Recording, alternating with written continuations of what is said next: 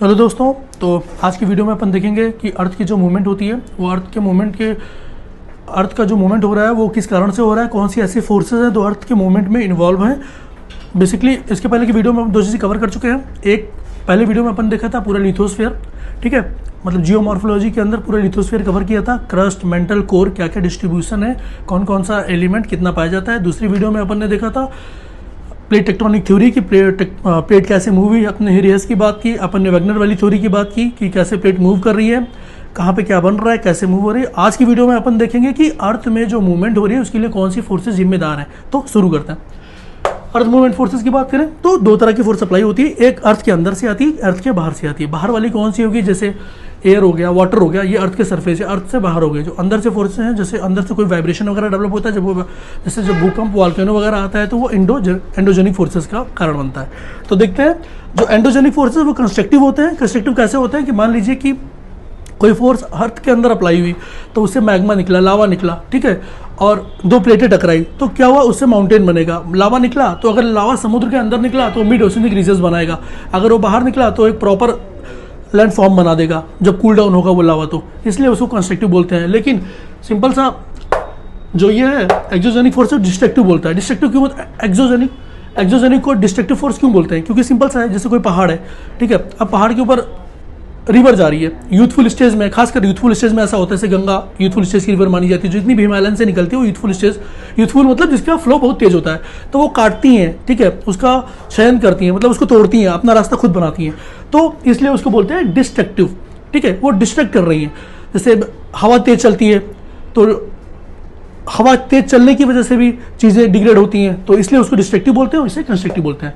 और अब एंडोजेनिक में हम देखेंगे कि जो प्रोसेस है कंस्ट्रक्टिव वाला, उसमें भी दो पार्ट में डिवाइड है, एक डायस्ट्रॉफिक है, एक कैटास्ट्रॉफिक है। जो डायस्ट्रॉफिक है बहुत स्लो मूवमेंट होता है, कोई चीज़ जब बहुत स्लोली हो, जैसे कि जब प्लेट वगैरह मूव करती है ना बहुत स्लो तब होता है जब, और ये जैसे कि हिमालयन जो अपन की जो प्लेट टकरा रही है ना, यूरेशियन प्लेट, वो बहुत स्लो प्रोसेस है। जैसे लोग बोल रहे हैं या ज्योग्राफर बोलते हैं कि अभी भी हिमालय की स्पीड धीरे धीरे बढ़ रही है क्योंकि वो प्लेट से टकरा रही है। बात करते हैं कैटास्ट्रॉफिक की, तो ये वेरी सडन होता है, जैसे अर्थक्वेक हो गया, वॉल्केनो हो गया, बहुत तेज आएगा, जैसे एकाएक वॉल्केनो आता है, एकाएक अर्थक्वेक आता है। तो सिंपल सा इसमें दो है, एंडोजेनिक में कंस्ट्रक्टिव फोर्स होता है, इसमें भी एक वेरी स्लो होता है जो आपको बताया मैंने, और ये जो बहुत स्लो होता है प्लेट वगैरह जो मूव करती है, और ये कैटास्ट्रॉफिक बहुत तेज होता है, इसमें अर्थक्वेक हो गया जो एकाएक आता है, और ये हो गया वॉल्केनो, ये भी कैटास्ट्रॉफिक है, एकाएक आता है। फिर बात करते हैं, अगला है इपीरोजेनेटिक और ओरिगोजेनेटिक। इपीरोजेनेटिक मतलब जिसमें कॉन्टिनेंट बिल्डिंग का काम होता है, इपीरोजेनिक मतलब जिसमें एपी मतलब आपको पता होगा जो सरफेस पे, तो सरफेस पे क्या बनेगा, कॉन्टिनेंट बनेगा, तो इपीरोजेनिक फोर्स जो कॉन्टिनेंट बनाने में मदद करे। और वहीं पे दूसरा आता है ऑर्गोजेनिक फोर्सेस जो कि माउंटेन बिल्डिंग में हेल्प करता है। ऑरोग्राफिक लाइन आपने सुना होगा ना, तो क्या है उसको नाम से ही टर्मिनोलॉजी देखिए, तो उसमें ऑर्गोजेनिक फोर्सेस मतलब जो माउंटेन बनाने में हेल्प करते हैं, ठीक है। अब इसमें भी है जो एपिजेनिक है, ठीक है, कॉन्टिनेंट बिल्डिंग में, इसमें भी कन्वर्जेंस और सबवर्जेंस होता है। आई अगर पास में आए, ठीक है, तो कन्वर्जेंस आप याद करिए, कल मैंने बताया था कन्वर्जेंस और सबवर्जेंस क्या होगा, अगर प्लेटें पास में आ रही हैं तो कन्वर्ज हो जाएंगी, दूर जा रही है तो सबवर्ज हो जाएंगी। सिंपल से कॉन्सेप्ट यहाँ पे कि अगर सेम कोई दो माउंटेन सिस्टम है, ये कोई माउंटेन बिल्डिंग है, अगर पास आ रहे हैं माउंटेन, दो प्लेटें लड़ रही तो माउंटेन बन रहा है, और अगर दूर जा रहा है नर्मदा तापी वाला जो फाट बनता है तो वो फाट बन जाता है। तो कंस्ट्रक्टिव यहाँ भी हो रहा है, देखिए कंस्ट्रक्टिव यहाँ भी हो रहा है, कुछ ना कुछ नया लैंड फॉर्म बन रहा है, यहाँ भी फोल्डिंग में, फाल्टिंग में नया लैंड फॉर्म बन रहा है, इसलिए ये सब कंस्ट्रक्टिव के अंदर आते हैं। आपको समझ में आ गया होगा।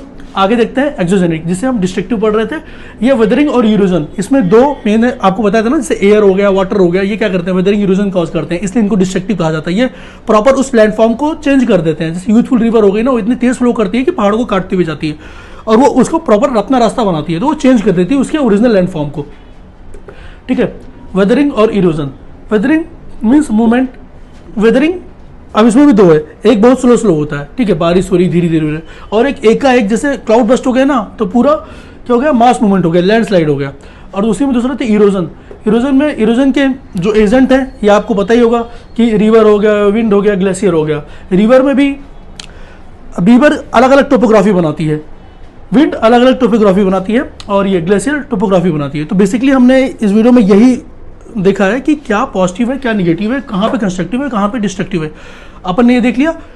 उसके बाद वेदरिंग और इरोजन के कॉन्सिक्वेंसेस देख लिए, एजेंट ऑफ इरोजन देख लिया कि रिवर है, फ्लूवियल लैंडफॉर्म, कास्ट टोपोग्राफी बनाती है रिवर, और विंड एलियन लैंडफॉर्म बनाती है, ग्लेशियर ग्लेशियल लैंडफॉर्म बनाती है। ठीक है, तो इस वीडियो में बस अपन ये देख रहे थे कि कितना अर्थ का मूवमेंट और अर्थ मूवमेंट फोर्सेस में कौन कौन सी फोर्सेस इन्वॉल्व है। अब इसी के आगे वाला हम अपन देखेंगे। तो अभी तक हमने जो देखा था कि पूरा अर्थ मूवमेंट फोर्सेस के बारे में देखा था। अर्थ मूवमेंट फोर्सेस को दो पार्ट में हम लोगों ने डिवाइड किया था, जो एक एंडोजेनिक है और एक्सोजेनिक है। जो एंडोजेनिक है जो अंदर से होती है उसमें डायस्ट्रॉफिक और कैटास्ट्रॉफिक था, और कैटास्ट्रॉफिक वही जो एकाएक आता है अर्थक्वेक और वॉल्केनो। बाकी जो दूसरा वाला था जो डायस्ट्रॉफिक फोर्सेस था उसको भी एपिरोजेनिक और ओरोजेनिक में डिवाइड किया था। एपिरोजेनिक और ओरोजेनिक में जो ओरोजेनिक था वो ओरोजेनिक को फर्दर डिवाइड किया गया फोल्डिंग और फॉल्टिंग में, जिस जहाँ से क्वेश्चन बेसिकली बनता है। तो हम इसको थोड़ा डिटेल में देखेंगे कि होता क्या है। ये फोल्डिंग की बात करें तो फोल्डिंग क्या है कि folding occurred when the landform is abrupt due to intense comprehensive forces that operate within the earth. Earth के अंदर से एक फोर्स होती है जो लगती है, जो उसको फोल्ड करता है। ठीक है, पूरे लैंडफॉर्म को तभी होती है फोल्डिंग। फोल्डिंग होने की सिंपल सी कंडीशन क्या है कि जो लैंडफॉर्म हो रहा है ना उसमें थोड़ी इलास्टिसिटी हो, अगर वो बहुत हार्ड होगी तो वो टूट जाएगी, उसमें वो फोल्ड नहीं हो पाएगा, वो माउंटेन या वैलीज नहीं बन पाएगी। सिंपल सा है। Occur in relatively more elastic rock even after comprehensive forces they are not broken folding resulting the formation. जब फोल्ड होते हैं एंटीक्लाइंस माउंटेन बनते हैं, सिंक्लाइन वैलीज बनती है। सिंपल सा है। सिंगल सिंक्लाइन है, बहुत ज़्यादा वैलीज बनेंगी, ये ऐसे स्ट्रक्चर बनेगा। ठीक है, ये ऐसे स्ट्रक्चर बन रहा है। जब सिंगल है, सिंगल माउंटेन है तो एंटीक्लाइन है, जब बहुत सारे माउंटेन की चेन है तो एंटीक्लाइनोरियम। सिंगल वैली है तो सिंक्लाइन है, बहुत सारी वैलीज है तो सिंक्लाइनोरियम। ठीक है, ये हो गया। अब ये अपना जो फोल्डिंग है, फोल्डिंग में भी कई तरीके हैं। नॉर्मली ये ज़्यादा घुसना नहीं है, ज़्यादा पूछना नहीं है। आपको बेसिक बता दूं क्योंकि क्वेश्चन एक दो बार पूछा गया है कि हिमालय जो है, हिमालय किस तरह के फोल्ड से बना हुआ है, तो हिमालय मोनोक्लिनल फोल्ड से बना हुआ है। ठीक है, ये मोनोक्लिनल फोल्ड है। बाकी symmetrical fold, asymmetrical fold, symmetrical में सिमेट्री दोनों तरफ बराबर होती है, एसिमेट्रिकल में बराबर नहीं होती है। मोनोक्लिनल में एक तरफ स्टीप होता है, और क्या हो गया, हाँ, ओवर थ्रस्ट फोल्ड में ये दोनों एक साथ आके टूट जाता है, और नैपे में वो उसकी टूटने के बाद मूवमेंट हो जाती है। ठीक है, तो इसलिए पहाड़ों पे देखें, जब आप मंदिर घूमने जाएंगे तो कहीं देखेंगे कि वहाँ की मिट्टी से लोकल पूरी मतलब देखेंगे कि वहाँ की जो बाकी जगह की मिट्टी है और वहाँ के जहाँ मंदिर बसा हुआ वहाँ की मिट्टी अलग हुई है। तो वो क्या होता है, वो बेसिकली यही होता है, नैपे वगैरह होते हैं ना कि फोल्ड होकर टूट होकर आगे चले जाते हैं। तो वहाँ की जब वहाँ जाते हैं वहाँ की लोकल से मिट्टी वो अलग हो जाती है, जो तो वहाँ नैपे वगैरह बनते हैं। तो ये अपन ने देख लिया फोल्डिंग। ठीक है, फोल्डिंग क्लियर होगा मेरे हिसाब से।